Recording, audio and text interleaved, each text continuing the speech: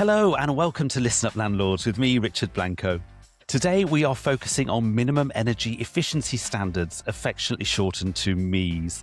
The government has responded to its 2025 consultation on the topic with a decision that all privately rented properties must reach an EPC of C or equivalent by the 1st of October 2030. I say equivalent because they have also decided that the existing EPC assessment method will end in October 2029. It will be fully replaced by the home energy model. Consultation on the final design of this new system has just ended, and we will discuss some of the likely elements with our guests. Cs issued before the 1st of October 2029 will still be valid for 10 years. Most landlords will have to pay up to £10,000 to get their property up to C, though there will be grants, loans and an exemption framework. Landlords with 2.5 million privately rented properties that have an EPC of D or below are now faced with this challenge. Now, Ben can't be with us for today's discussion, but I am joined by Emma Grant, Head of Trade Experience and Commercial Partnerships at Checkertrade, Lisa Steele, who is Lending Director at Paragon, and Caroline Postles, Existing Dwellings Technical Team Manager at Elmhurst Energy. Now, Caroline, I'd like to bring you in first and ask you about the home energy model. There are three elements to this. Landlords will have to make fabric first improvements and then choose heating systems or smart readiness. Can you explain to us what this all means? Yes, certainly. I mean, there's a lot going on in the industry at the moment. The home energy model is essentially going to replace the sort of calculation that we currently have through SAP. So home energy model will be the methodology. We've also got some changes that are coming in around EPC reform. So that's how the EPC will look and the different metrics that will be displayed on that EPC. That then MEES will sort of tie in with that, and that's, as you say, the regulation that's changing for private rental properties to get to that C rating. So you've mentioned them. There's the 4 different metrics that will be displayed on the new EPC. So fabric, and that's about retaining heat within the property. So anything to do with insulation, glazing, draft proofing. You then got a heating system metric. And that's about assessing energy performance on the efficiency and emissions through hot water and heating, and also potentially cooking appliances as well. That's something that's sort of quite new within this within HEM. And then smart readiness, and that's about assessing buildings' potential to sort of self-generate electricity. So it will be things like PV, and then about storing it through battery, smart meters, smart controls. So yeah, we don't know exactly when HEM's going to be coming in. We think it will probably be towards the later end of 2027. But that will then obviously have the impact on EPC reform and how EPCs will look in the future. There's going to be an overlap, isn't there, Caroline, where the new model comes in, but you can still get an old style EPC until the 1st of October 2029. So you can effectively choose between the two, or indeed have both, I guess. In fact, the government's consulting at the moment, or has just finished consulting. What exactly has it been consulting on? What's left to consult on? Yeah, so the consultation that ended on the 18th of March, that was around HEM and the methodology around that. So it's looking a little bit at those different metrics, how they're potentially going to look. So yeah, it's just going into this in a little bit more detail about what the bandings will look like, for each of those different metrics. Okay, and we'll talk about that in a moment. I just wanted to ask what will happen to properties with existing EPCs. We're told they will last for 10 years. Is that right? So Yes. They may not have to kind of get one of these new style assessments that's right. done. So we don't yet know when that new style will come in.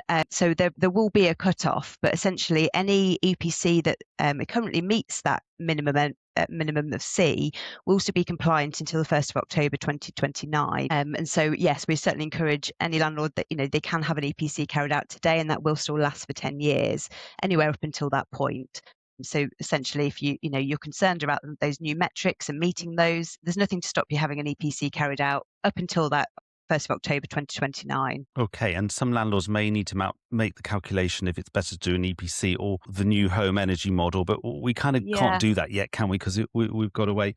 I wanted to ask you about smart readiness, Caroline, because it's not just about solar panels, it's also about battery storage. Can landlords have one or the other, or must they have both? Can you explain that a bit more to us? Yeah, I mean, essentially it's about self-generating electricity. So PV is certainly the key item in that, but it's also about integrating smart technologies, optimizing energy consumption, allowing customers to have a little bit more flexibility in the demand. So using sort of load shifting, smart controls so that you can benefit from those sort of time of use tariffs and things like that. So it covers a number of different areas. So it's, smart meters to be able to use time of use tariffs. It's about solar PV and other sort of micro generation. It's about electric batteries. So storing that energy and be able to use it away from those peak times. Also things like storage heating, moving away from sort of those, be able to store those heat and use it at a later date. Smart heating controls have that functionality with it as well. So the idea with batteries is you might charge them when electricity is cheaper and then use the battery power when electricity is more expensive. That's it. And that's important, isn't it? Because if we're moving to things like heat source pumps, then, they use more electricity than a lot of existing heating systems. So it's helpful if that electricity is cheaper. Now, there's a concern that it will be very unlikely that properties with a gas boiler can attain a C under the new system. I know we don't know the complete answers to that at the moment, do we? But what's your view on that? Yeah, I mean, we don't know the full outcome yet of that consultation. Obviously, that was only finalised last week. I think ultimately the key thing is to say that it's fabric first. So you've got to achieve the C in fabric, and then it's a choice between that heating system metric and smart readiness. So if you've recently put in a new gas boiler, you don't have to go and change that. You need to look at the smart readiness option. We're not saying everyone has to go out and change their gas boiler, but yes, there is conversation around the fact that might not achieve a C. But if you've got a new gas boiler in there, have a look at the other alternative under that smart readiness. But yeah, certainly until we get the consultation response, we don't know exactly how that will look yet. Okay, but that sounds a bit reassuring, yes. I mentioned at the start that the maximum contribution per property will be 10,000, and that's gone up substantially will go up substantially from what the previous amount was, which was around 3,500. That's right. Yes. And it can be backdated, this £10,000, can't it? And yeah. In fact, the NRLA was successful in campaigning around this, and some properties will pay less than the 10,000. Can you explain that to us, Caroline? Yeah, of course. So the cost cap, as you said, it's gone up from 3,500 to 10,000, including VAT. That will be, once in place, will be valid for 10 years. So I think a lot of the exemptions currently are set 5 years, but this will go to 10. Any evidence of spend from the 1st of October 2025 can be included within that cost cap. So it means that any landlords that are already out there doing these remedial works to properties, it will count towards that. The C banding has been around for a little while. There's talk of it coming in. So I think a lot of landlords have been out and done the work, being sort of proactive in getting to there or thereabouts already. So certainly that any evidence of spend can be used. The other new exemption is property value adjustment, and that's around only being required to spend 10% of the property value if the property value is under 100k. So it just gives a little bit more flexibility to landlords with lower valued properties. Yeah, so that's all good news. And again, partly due to NRLA campaigning as well. So some success stories there. Just one last question for you, Caroline, on this first issue of how the new system will work. How does third-party consent exemption work? So what process does the landlord have to go through if the freeholder or the tenant won't let them make the necessary improvements? Yeah, third-party consent, it's been around for a little while. It's one that's currently valid for 5 years or the length of a tenancy. And it is around consent not being given by a tenant, or it might be that planning authorities not sort of granted permission for certain remedial works. I think all we can say is that at the moment, the advice is about keeping copies of any correspondence, any relevant documentation, so any letters from tenants. I have read that, government are committed to trying to improve the guidance for landlords on this, including providing sort of a list of possible scenarios where it will help landlords to understand where this applies and in which circumstances. So yes, I think there's more to come on this one and more guidance. Okay, fantastic. Well, thanks for walking us through all of that quite technical stuff, Caroline. That's really useful. I want to bring in Emma Grant now, who's Head of Trade Experience and Commercial Partnerships at Checkatrade, to look at some of the more practical aspects. Welcome, Emma. Thanks for coming on the podcast again. Thank you. Now, can you point us in the right direction for replacing a gas boiler, Emma, with a heat pump? Will we need an electrician or a gas safe engineer or both, or will it be specialist tradesperson? What sort of people are we going to be dealing with? Yeah, so combination electricians, gas heating engineers. The best place, of course, to go is to get yourself on Checkatrade. and take a look at some of the trades that we have, they can help support you through the entire process. They can point you in the right directions. They can also support you with different options, ways to go about the job, and also make sure that you get the right tradespeople to come and actually physically put in those items. So definitely make your way over to check a trade for sure. Sure. And also, the other big ticket item is solid wall insulation. Are landlords likely to need a specialist company for this? And again, is it a question of looking on Check a Trade and other platforms to try and find them? Yes, definitely. Definitely in terms of specialist. And you are definitely you're in the right place if you go and take a look on Check a Trade. And again, we can put you in different directions of what's the best option, how best to get that done, what the likely costs are going to be, and support you in actually achieving what you need to do. Okay. And Caroline, perhaps I can bring you back in on this. I wanted to ask about the challenges with both of these improvements for older properties and also for flats.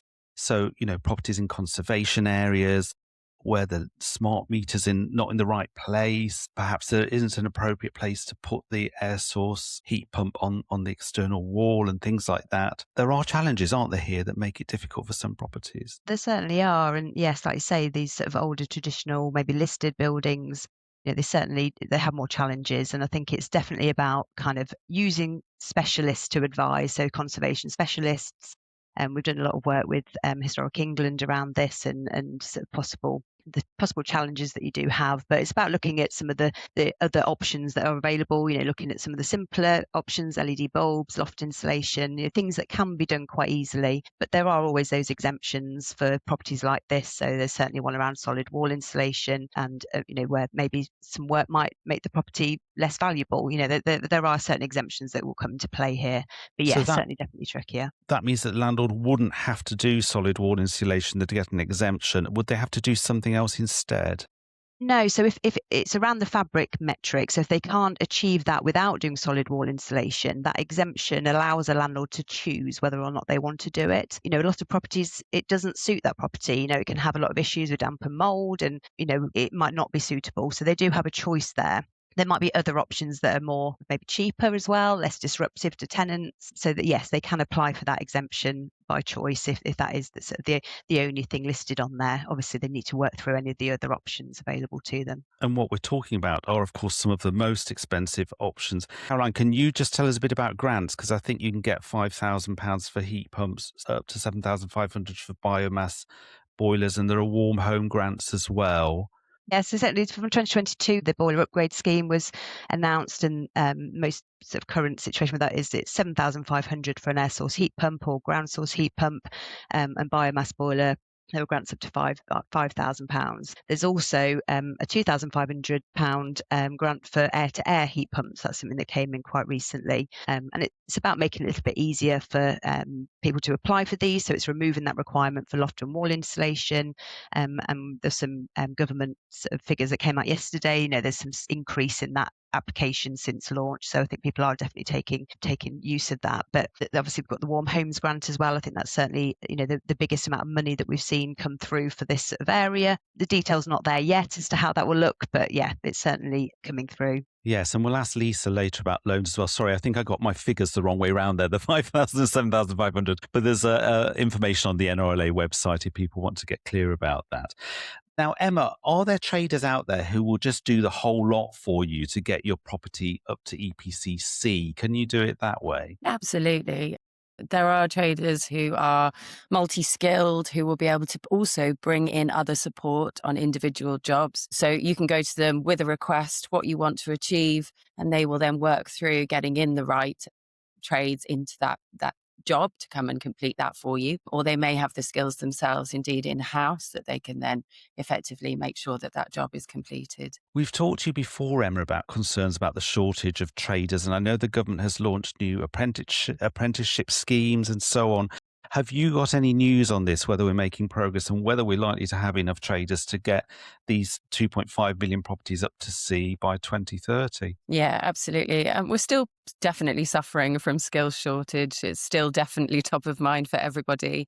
So we put the number of trades that are needed far higher than the predictive 250,000 tradespeople needed by 2030. And our skills index actually carried out in 2024 in partnership with Capital Economics identified that the UK needs 1.3 million more skilled workers over the My next goodness. decade. Right. Yes, and 350,000 new apprentices in addition.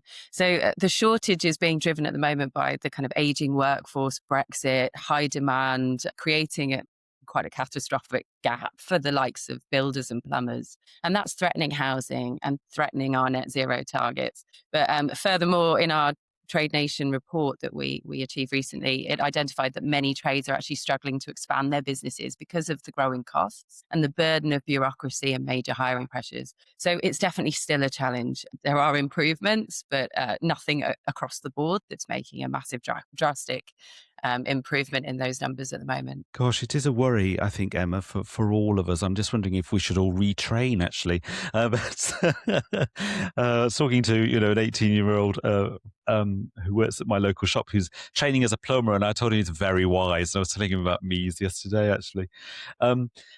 There are concerns about botched work, though, and there have been reports on this, people being ripped off. 36,000 properties required remediation after a Department of Energy Security and Net Zero government-funded scheme and also a GBIS scheme. People will be worried that they'll be being overcharged and that the traders that there are may not have the necessary skills. How is the industry feeling about this, Emma? Because that's pretty shocking, isn't it? 36,000 properties that required remediation. Yeah, it is. And past government-funded energy improvement schemes that have been delivered in partnership with local councils who directly engaged with the tradespeople to carry out the work, they took a lot of the choice away from landlords and reduced their kind of overall control over who would carry out the work in their homes.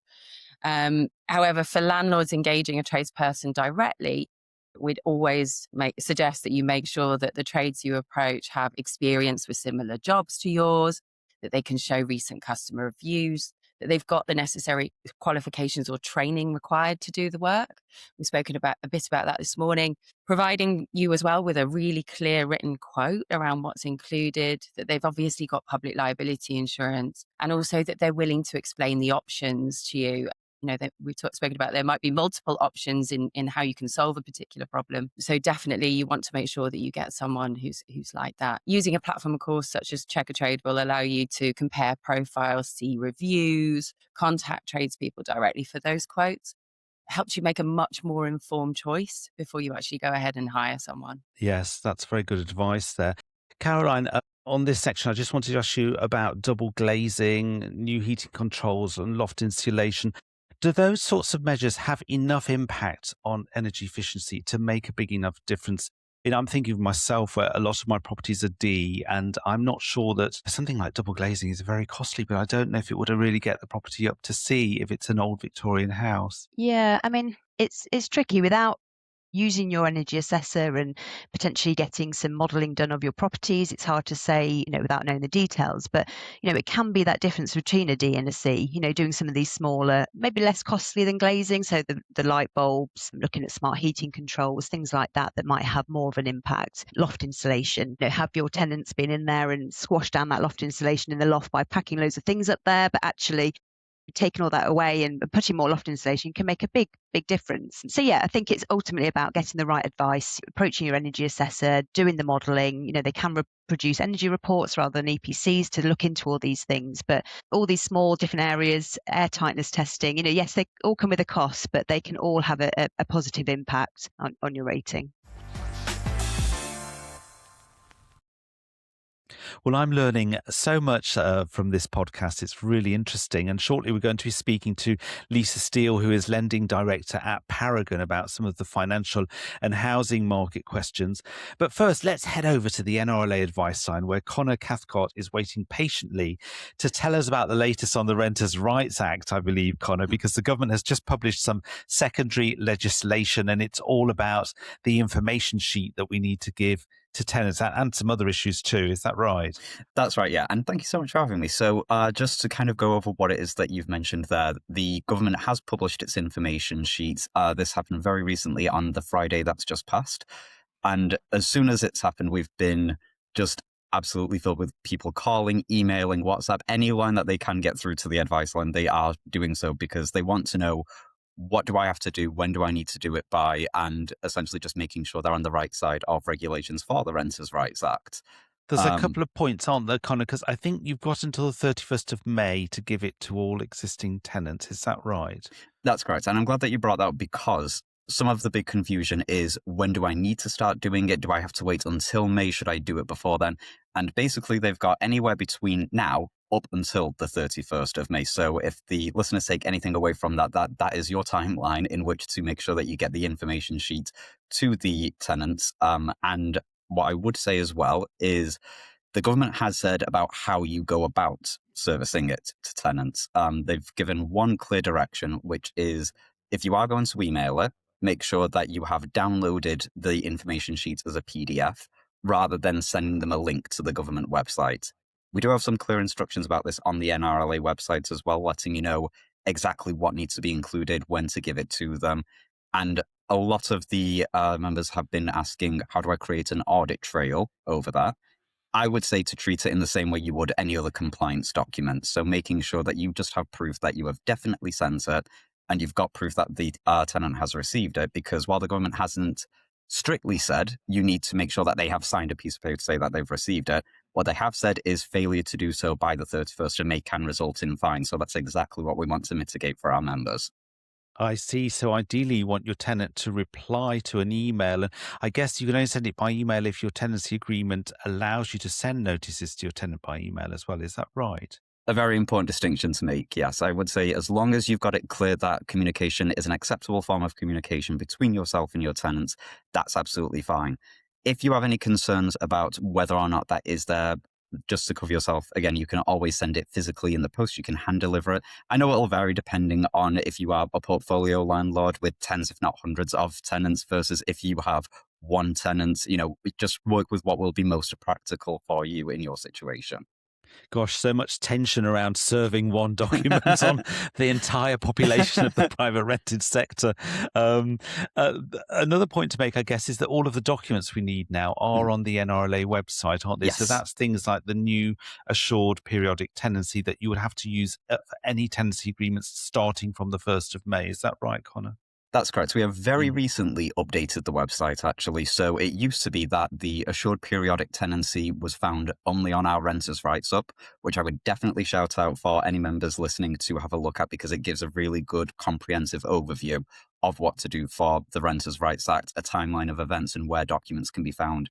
But now, because it's getting closer and closer imminently, if you look on creating tenancies, you'll see there's a distinction of, if you're doing this after the 1st of May, go ahead with an assured periodic tenancy. But if you're setting up a tenancy anytime before the 1st of May, make sure that that is still on an assured short hold tenancy, and that you are giving them the information sheet within the time frame we mentioned of before the 31st of May. Interesting. And I would also throw in there as well, Connor, that I would not recommend setting up new tenancies now unless you have to, because of the 12-month issue if you want to sell or move into the property. So, if your tenant's been there for more than 12 months, then you will have the right to take possession of the property with 4 months' notice if you want to sell or move in. But if you suddenly issue a new tenancy agreement to them, you might lose that right. Is that right? The wording is that it's based on the current tenancy. So you are correct with what you're saying. It would push you back further and make it harder if you're looking to regain possession under those new grounds. It wouldn't be impossible, but you would be creating more time for yourself. One thing I will say, just as an important pointer there, because you mentioned the 12-month time frame, technically the earliest you could serve the notices for the grounds that you're looking to sell the property or move into the property, because they're 4 months' notice, the earliest would be after 8 months. So again, you're still waiting up to 12 months, but I'm just making sure that people don't wait a year before they serve the notice. Yes, that's right. It can be confusing. Yes, of course. Yeah. And of course, if you have existing tenants and existing tenancies, you don't need to issue a new tenancy. You just need to make sure that you've given this information sheet to the tenants by the 31st of May. Is that right, Connor? Exactly. And that is another thing that's driving quite a lot of calls and emails to us, because people just want to know, they know they've got to serve just some paperwork. They just want to know which one it is. So yeah, if you have an existing tenancy, just the information sheet for right now, and you'd only need those new periodic tenancies if you're setting someone up after the 1st of May. Right, Connor, keep up the good work, and thanks very much for joining us today. Thank you for having me. Now, I'd like to bring in Lisa Steele, who is lending director at specialist lender Paragon, which focuses on buy-to-let. I think it's true to say, isn't it, Lisa? Welcome to the podcast. It's great to see you. And I wanted to start by asking you, what do you see as the opportunities and challenges for lenders around MEES? Thank you for having me. It's great to be here and some great discussion. Yeah, well, absolutely. There are challenges ahead, and interesting to hear Connor's comments there. And I guess those things on landlords' mind are those things that are a bit more immediate, but MEES will definitely be coming up that priority list. So where there is challenge, there's always opportunity. And I think it's a real good opportunity for us to be really engaging with our customers, engaging with landlords. And wider than that, I think this is a real about collaboration and working together as an industry. So that is across lenders, trade bodies, etc., to see how we can work together to get to where we need to be and achieve. So it is a great opportunity for collaboration and relationship building. And of course, at the end of this journey, we will have an improved, more sustainable PRS stock. So, that is certainly a positive outcome with enhanced values. So some costs along the way, but enhanced values to those properties, more achievably rentable properties, and then good outcome for tenants as well. So, there are some positives and some opportunities along there, as well as product innovation from lenders. They'll absolutely be already thinking about what they could be doing to help and support those journeys. But with that, from a lender's perspective, brings challenge because, clearly we have our own regulatory things to follow. We have our own plans in terms of system enhancements. So sometimes, we have our own timelines, and be able to react as quickly as we might need to be might be challenging for some lenders. Yes, and I wanted to ask you about this. I think it's a concern that some landlords have, that at some point, landlords with properties that do not have an EPC C will start to find it difficult to get a loan or even product switch. Is that right, Lisa? Is that going to become an issue for landlords? Well, yeah, ultimately, yes. The rental income is a key factor in the assessment of a buy-to-let mortgage. And if a property cannot be let and tenanted, it impacts that rental income. So just in the same way today we have the minimum requirement of an E, that will just evolve to the C in line with this regulation. Right, okay. So that's, the hard truth coming down the line, isn't it, for lots of landlords, 2.5 million who currently don't have a C. How does Paragon treat properties with exemptions? I'm wondering if that might need to change or if you're going to keep policy the same. Presumably you do take account of exemptions, do you, Lee? We do. We would lend on those today, and exemptions exist for a reason. So just in the points around that Caroline covered, there will be just some properties that are unachievable with all best endeavours. The costs and the works are just too high. So as long as the exemption is registered on the exemption register, then absolutely we'll continue to work with those landlords. It may be just a bit of a change in terms of the discussion and the conversation there. I believe those exemptions are valid for 10 years once accepted. So I think that's a change from current 5 to 10. So there's a longer term risk there. And what's the longer term plan there? So there may be some discussions around what has been done, what's the evidence to that. But I think, the portfolios can certainly absorb some properties with exemption, but that is there for a reason and will continue to support. I'm interested to hear your take, Lisa, on how the changes could impact supply and demand going forward. Some people think it will cause landlords to sell because they just won't want to do the works. What are you thinking? Yeah, so I don't think we see it falling off as a cliff edge, a mass exodus. Quite the opposite, really. Now, of course, there will be, along with the other things that Connor pointed out and the things that we know are also coming down the line, there may be a time for landlords to consider, is investment in properties right for them, whether that's smaller landlords with maybe less cash flow or older, more maturing landlords that may be considering retiring anyway. And in terms of this, some properties just won't stack up, the numbers won't add up. So they might think that this is the time and this is the change that they'll make that decision. But we think that's in the minority, really. We know that, a lot of landlords have made some really good progress here. So in the last decade, we've doubled the number of properties that have gone from an A to C, EPC. So there's some really good movement made. We know that landlords are regularly spending £8,500 a year on these sorts of changes. That's in addition to general maintenance. So some landlords have already made some good movements in the right direction. Of course, there are, those that, we've talked about half of the PRS still needs to make those improvements. So, but some landlords have got the infrastructure in place, the experienced portfolio landlords know how these works are needed and what is required to get to that level. So those that might think it's not right for them, there is many that think this is maybe an opportunity. Yeah, I guess we need to acknowledge it could be tricky for, say, a landlord with 10 properties having to spend £10,000 across the portfolio where interest rates have gone up recently and so on. But the government is planning to launch a low-cost loan scheme. Can you tell us how this might work and if lenders like Paragon might get involved, Lisa? I think it's fairly sketchy, the information we have at the moment, but tell us what you know. Yeah, so the low-cost loans backed by the government are either going to be zero interest or low interest, part of the Warm Home Plan. And the details are yet to still be worked through, hoping to be launched in 2027. I think what is good is that the government are absolutely going to be engaging with lenders on this. Banks and building societies will be involved in looking at what that looks like and how it's delivered. Again, that's really important for the lender if they're going to be administrating some of these loans. They need to be involved in those sort of discussions. So the finer detail of it to come, but I think it is a good idea and it does open some more options to landlords that may not, particularly smaller landlords that may not have that much cash flow, or that we know landlords are investing in their own funds, and this may be a better way for them to do the work. And just a quick final question for you before I bring in our other guests again. Lisa, the government's making £2.7 billion available for the boiler upgrade scheme and £5 billion for the Warm Homes Fund. Given we've got these 2.5 million properties that are not C yet, is this enough to make a big impact? It's a fair contribution. Right.